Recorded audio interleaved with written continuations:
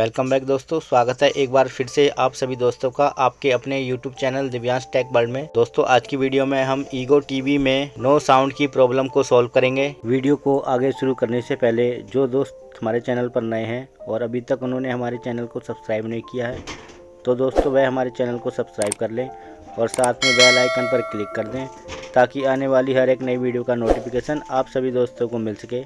अगर दोस्तों आपके टेलीविज़न में रिमोट से आवाज़ कम ज़्यादा करने पर टीवी में टुक टुक की आवाज़ आती है तो दोस्तों आपका मेन आईसी खराब होता है। दोस्तों इस समस्या में आप अपना मेन आईसी को चेंज कर लें या फिर दोस्तों आप साउंड को बाईपास कर दें। दोस्तों कभी कभी एबी लीड के खराब होने के कारण भी हमारे टीवी में साउंड नहीं आता है तो दोस्तों सबसे पहले हमें एबी लीड को बदल कर देख लेना है। एबी लीड बदलने के बावजूद भी दोस्तों हमारे टेलीविज़न में सेम ही प्रॉब्लम है तो दोस्तों उसके लिए सबसे पहले हमें अपने टेलीविज़न को ओपन कर लेना है। ओपन करने के बाद दोस्तों हमें हमारा टेलीविज़न अंदर से कुछ इस तरह से नजर आएगा और दोस्तों इसमें टेलीविज़न में 52771 मेन आईसी का प्रयोग किया गया है। दोस्तों ये हमारे टेलीविज़न की RGB PCB है जो पिक्चर ट्यूब के साथ कनेक्ट की जाती है। और दोस्तों किट की बात करें तो दोस्तों ये किट हमें कुछ इस तरह से नजर आएगी। दोस्तों टीवी खोलते ही आपको अपने इस टीवी में लगे दोनों स्पीकर चेक कर लेने हैं। स्पीकर चेक करते समय दोस्तों आपको बीप की आवाज़ आनी चाहिए। अगर दोस्तों स्पीकर से चेकिंग के वक्त बीप की आवाज़ नहीं आती है तो दोस्तों आपका स्पीकर खराब है। और दोस्तों इसी तरह से दूसरे स्पीकर को भी आपको चेक कर लेना है। स्पीकर चेक करने के बाद दोस्तों आपको ऑडियो सॉकेट को चेक करना है। सॉकेट चेकिंग के दौरान दोस्तों आप ये कंफर्म कर ले कि कहीं इसकी जो 4 टांगे होती हैं वो कहीं गल तो नहीं गई है या फिर मदरबोर्ड से डिस्कनेक्ट तो नहीं है।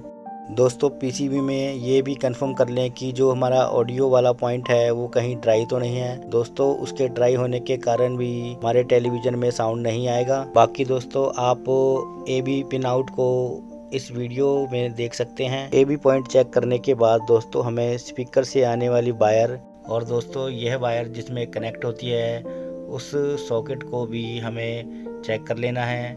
चेकिंग में दोस्तों आपको यह चेक करना है कि जो आपका ऑडियो सॉकेट वाला जैक है कहीं वो पीसीबी में ड्राई तो नहीं है। इसके बाद दोस्तों बात करते हैं साउंड आईसी की।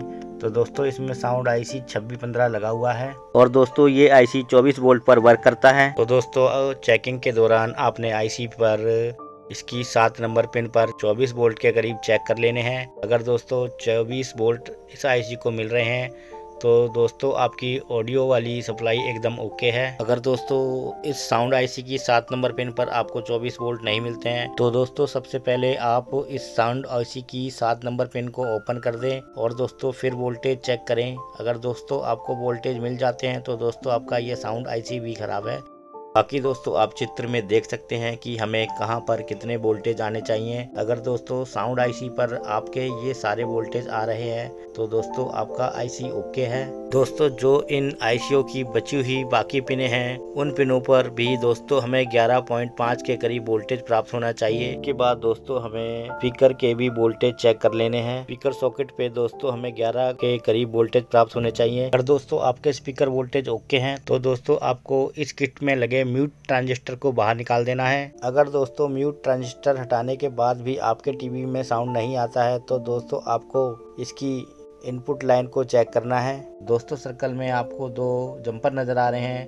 दोस्तों इन जंपर पर आपको चिमटी से कनेक्ट करना है और दोस्तों जब आप चिमटी से कनेक्ट करेंगे तो दोस्तों आपके स्पीकर पर हमिंग की आवाज़ आएगी। दोस्तों ये सब करते समय आपके दोनों स्पीकर टीवी की प्लेट के साथ कनेक्ट होने चाहिए। इसके बाद दोस्तों आपने इस ट्रांजिस्टर पर चित्र में दिए अनुसार वोल्टेज चेक कर लेने हैं और दोस्तों इस ट्रांजिस्टर के बाद D615 पर ऑडियो चेक करनी है। दोस्तों इसी तरह से आपको यह ऑडियो वाली लाइन मेन आईसी तक चेक करनी है। D615 के बाद दोस्तों हमें R623 रेजिस्टेंस को भी चेक कर लेना है और दोस्तों साथ में ही के एक जीनर लगा हुआ है। दोस्तों यह जीनर साउंड प्रोटेक्शन के रूप में लगाया जाता है। दोस्तों इस जीनर के खराब होने के कारण हमारी यह ऑडियो लाइन काम करना बंद कर देगी।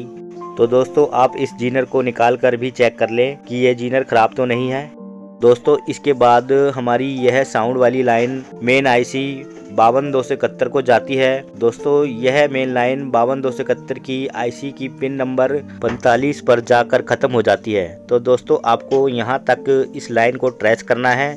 अगर इस लाइन में कोई भी कंपोनेंट खराब होता है तो दोस्तों आपको इसे चेंज कर देना है। 45 नंबर लाइन को चेक करने के बाद दोस्तों आपको 47 नंबर लाइन को भी चेक कर लेना है। दोस्तों ये लाइन हमारी ऑडियो वीडियो सॉकेट को जाती है। इन दोनों लाइनों को चेक करने से दोस्तों आपको पता लग जाएगा कि आपका जो ऑडियो वाला फॉल्ट है वो ऑडियो आउटपुट में है या फिर ऑडियो इन में है। ऑडियो आउटपुट सेक्शन चेक करने के बाद दोस्तों हमें ऑडियो इनपुट सेक्शन को भी चेक कर लेना है। दोस्तों ऑडियो इनपुट सेक्शन 47 पिन से होते हुए W0 275 वाले जंपर को जाता है। इस जंपर के बाद दोस्तों जो हमारी ऑडियो वीडियो वाली सॉकेट है उसके पास मौजूद कंपोनेंट जो कि आप इस सर्कल में देख सकते हैं, इन कंपोनेंट से होते हुए AB सॉकेट की ऑडियो पिन पर चला जाता है।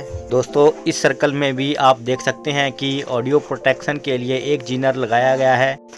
तो दोस्तों आप इस जीनर को चेक कर लें। दोस्तों इस जीनर के भी खराब होने से हमारे टीवी में साउंड की बाधा आ सकती है। दोस्तों ये वो कंपोनेंट हैं जिनकी वैल्यू हमने आपको दिखा रखी है। दोस्तों ये कंपोनेंट AB सॉकेट के पास लगे होते हैं। तो दोस्तों आपको ये कंपोनेंट भी चेक कर लेने हैं। दोस्तों ये दोनों लाइन चेक करने के बाद भी अगर आपके टेलीविजन में साउंड नहीं आता है तो दोस्तों आपका 52 771 आईसी खराब है। मेन आईसी के खराब होने के बाद दोस्तों हमारे पास एक ही रास्ता बनता है कि हम अपनी साउंड आईसी से सीधा AB सॉकेट को बाईपास जंपर दे दें। दोस्तों जंपर सर्कल में मार्क की गई रेजिस्टेंस को ओपन कर आपको AB सॉकेट तक पहुंचाना है। इस जंपर के लगाने के बाद दोस्तों हमारे टेलीविजन में जो हमारी आवाज़ है वो रिमोट से कम ज़्यादा नहीं होती है। दोस्तों ये आवाज़ सिर्फ हम सेटअप बॉक्स से ही कम ज़्यादा कर सकते हैं। जंपर करने के बाद दोस्तों हम टीवी को चलाकर देखते हैं और दोस्तों आप देख सकते हैं जो हमारा टेलीविज़न है उसमें आवाज़ आ गई है।